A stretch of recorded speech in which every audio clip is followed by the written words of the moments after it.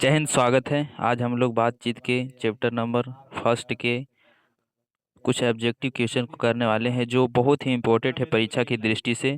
तो चलिए, पहला क्वेश्चन हमारा लिखा गया है, संयोगिता स्वयंवर किसकी रचना है। पहला क्वेश्चन क्या है, संयोगिता स्वयंवर किसकी रचना है। Option A Balkrishna Bhatt, B Pratap Narayan Mishra की, सी श्रीनिवास दास की, और डी आ जाता है ऑप्शन मैथिली शरण गुप्त की। तो हमारा सही आंसर हो जाएगा श्रीनिवास दास की। ठीक है, ऑप्शन नंबर सी सही आंसर हो जाएगा। अगला क्वेश्चन क्या है, हमारा अगला प्रश्न है, लिखा गया है रॉबिन्सन क्रूसो। जी आपको पता होगा कि रॉबिन्सन क्रूसो ने 16 वर्ष के उपरांत किसके मुख से एक बात सुनी थी। तो किसके बात सुनी थी। Option A Friday, B Sunday, C Edison के, और डी स्टील के। तो हमारा राइट आंसर क्या हो जाएगा, ए फ्राइडे। ओके। अगला प्रश्न है, लिखा गया है बातचीत शीर्षक निबंध की निबंधकार कौन है। तो ये तो बहुत ही सरल सवाल है। Option A Jayaprakash Narayan, B Mohan Rakesh, C Namvar Singh, और डी बालकृष्ण भट्ट। तो हमारा सही आंसर क्या हो जाएगा, बालकृष्ण भट्ट। अगला प्रश्न है, बातचीत शीर्ष साहित्य की कौन सी विद्या है। बातचीत साहित्य की कौन सी विद्या है। उपन्यास है, कहानी है, निबंध है, या नाटक है। तो हमारा सही आंसर हो जाएगा निबंध है। ठीक है, ऑप्शन नंबर सी। अगला प्रश्न है, लिखा गया है इनमें से कौन सा उपन्यास भट्ट जी द्वारा रचित है। इनमें से कौन सा उपन्यास भट्ट जी द्वारा रचित है।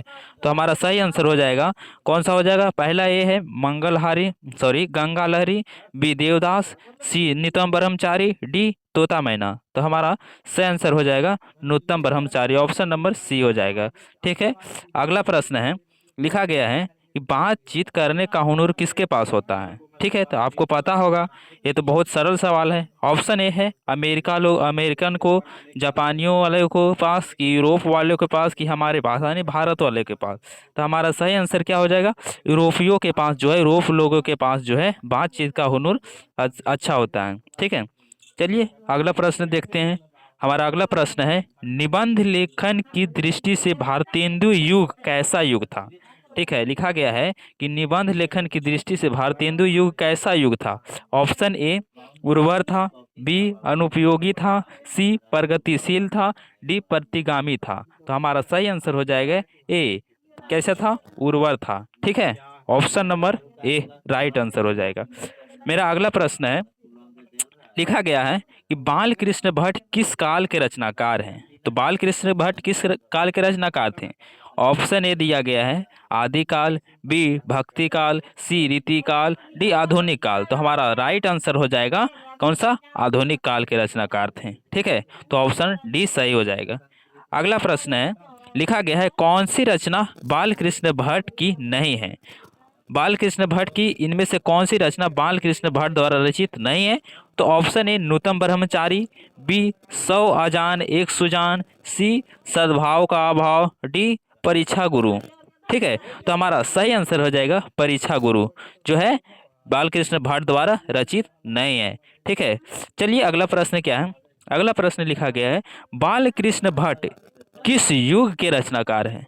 ठीक है, बालकृष्ण भट्ट किस युग के रचनाकार हैं। ऑप्शन ए भारतेंदु युग, बी प्रेमचंद युग, सी द्विवेदी युग, और डी इनमें से कोई नहीं। तो हमारा राइट आंसर हो जाएगा भारतेंदु युग के कवि थे बालकृष्ण भट्ट जी, भारतेंदु युग के कवि थे। ठीक है, अगला प्रश्न है असल बातचीत दो व्यक्तियों के बीच होती है, यह कथन किसकी है। ठीक है, क्या लिखा गया है कि असल बातचीत सिर्फ दो व्यक्तियों की ही हो सकती है, यह किसका कथन है। तो हमारा सही आंसर हो जाएगा ऑप्शन ए है भट्ट जी का, बी एडिसन का, सी तुकाराम का, और डी नेहरू जी का। तो हमारा सही आंसर हो जाएगा एडिसन का, ऑप्शन नंबर बी।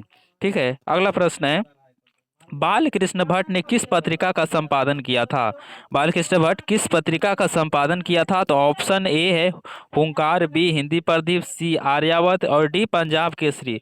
तो हमारा सही आंसर हो जाएगा बी हिंदी प्रदीप जो है नामक पत्रिका का रचनाकार कौन है? Balkrishna Bhatt ji. Option number B सही हो जाएगा। अगला प्रश्न है, लिखा गया है कि बातचीत के माध्यम से बालकृष्ण भट्ट क्या बताना चाहते हैं? मतलब बातचीत जो चैप्टर है, उस चैप्टर के माध्यम से बालकृष्ण भट्ट जी क्या बताना चाहते हैं? ऑप्शन ए है बातचीत की शैली को बताना चाहते हैं, भाषा की शैली को बताना चाहते हैं, या संवाद की शैली को बताना चाहते हैं, या इनमें से कोई नहीं। तो हमारा राइट आंसर हो जाएगा बातचीत की शैली को बताना चाहते हैं, क्योंकि उसमें बातचीत के बारे में बताया गया ना, इसलिए हमारा राइट आंसर ए हो जाएगा। ठीक है, अगला प्रश्न है। अगला प्रश्न लिखा गया है, देखिए स्क्रीन पर लिखा गया है, हिंदी प्रदीप नामक मासिक पत्रिका निकालना प्रारंभ किया था। तो किसने किसने निकालना प्रारंभ किया था?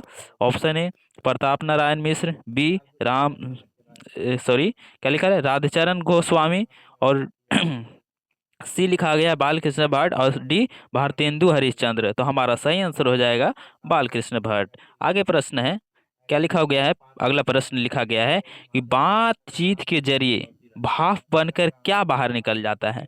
तो आप लोग अगर अच्छे से बुक के अध्ययन किए होंगे तो आपको पता होगा, लिखा गया था, क्या लिखा गया था? ऑप्शन हमारा सी इसमें सही हो जाएगा। क्या हो जाएगा? सी सही होगा। मवाद और धुआं जो है बातचीत के जरिए क्या हो जाता है? भाप बनकर बाहर निकल जाता है। तो ऑप्शन सी राइट आंसर हो जाएगा। ठीक है, अगला प्रश्न देखते हैं।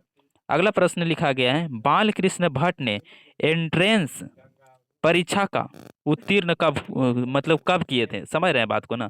बालकृष्ण भट्ट जो है एंट्रेंस परीक्षा कब उत्तीर्ण किए थे? ऑप्शन ए 1887, 1872, 1870, या फिर 1854। तो हमारा सही आंसर हो जाएगा 1867 में इन्होंने इंट्रेंस का परीक्षा जो है पास किए थे। ठीक है, तो अगला प्रश्न देखते हैं। हमारा अगला प्रश्न है कि आचार्य रामचंद्र शुक्ल ने निबंधकार के रूप में किसे अंग्रेजी साहित्य का एडिशन और स्टील की श्रेणी में रखा है?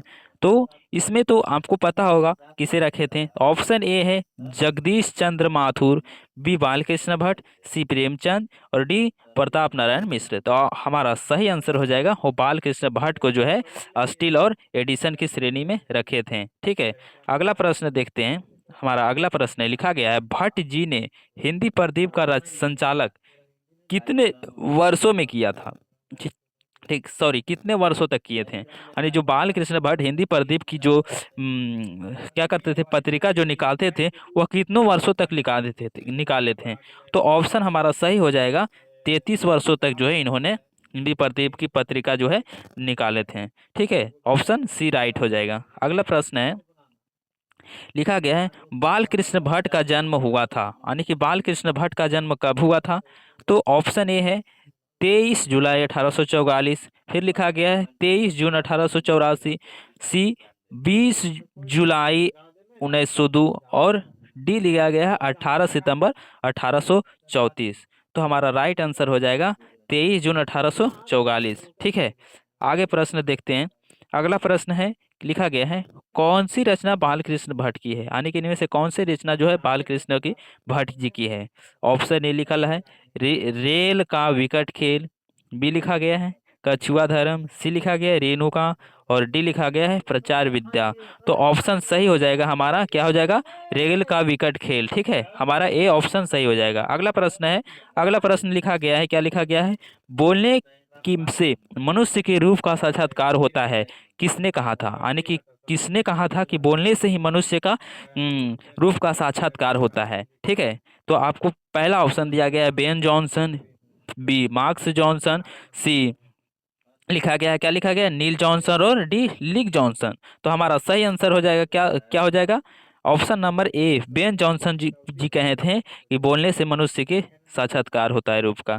ठीक है, अगला प्रश्न लिखा गया है, मनुष्य की बातचीत का उत्तम तरीका क्या है? मनुष्य के बातचीत का उत्तम तरीका क्या है? ऑप्शन ए है विद्वता पूर्वक बात करना, तर्कपूर्ण बात करना, और फिर भीड़ से बात करना। ऑप्शन डी लिखा गया है अवाक होकर अपने से बात करना।